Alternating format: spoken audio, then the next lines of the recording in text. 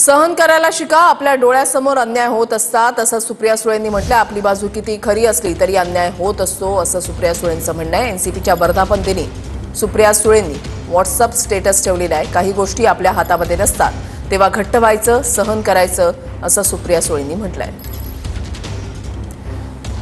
योगेश बोरसे आमचे प्रतिनिधी आमच्या सोबत आहेत। योगेश, आज राष्ट्रवादीचा वर्धापन दिन आणि सुप्रिया सुळेंचे व्हॉट्सअप स्टेटस, अर्थ काय घ्यायचा? वृषाली, आज राष्ट्रवादी काँग्रेसचा वर्धापन दिन पार पडतोय आणि 26वा हा वर्धापन दिन आहे।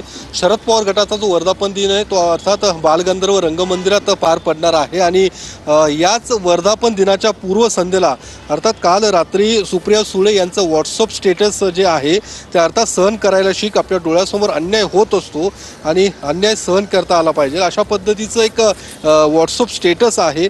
आपले संस्कार कधी विसरायचे नाहीत असंही या व्हॉट्सअप स्टेटसने सुप्रिया सुळे नेमकं काय सुचवू इच्छितात हे अद्यापर्यंत स्पष्ट होऊ शकले नाहीये। मात्र सुप्रिया सुळे यांनी या भावना व्यक्त केलेल्या आहेत। ज्यावेळी या संदर्भात त्यांच्याशी बोललं असता त्यांचं म्हणणं की मी फक्त भावना या व्यक्त केलेल्या आहेत, कुठल्याही व्यक्तीवरती किंवा कुठल्या पक्षावरती माझं हे भाष्य नाहीये। मात्र आज वर्धापन दिन आणि याच वर्धापन दिनानिमित्त अशा पद्धतीचं हे व्हॉट्सअप स्टेटस सुप्रिया सुळेंचं नेमकं काय भाष्य करतं हे अद्यापर्यंत समजू शकलं नाही। मात्र या सुप्रिया सुळेंच्या भावना आहेत आणि ज्या पद्धतीने गेल्या काही दिवसांपासून या दोन्ही राष्ट्रवादीमधली जी काही चर्चा सुरू आहे आणि या चर्चेनंतर अद्यापर्यंत ते स्पष्ट होऊ शकलं नाही की राष्ट्रवादी काँग्रेस या एकत्र येणार का।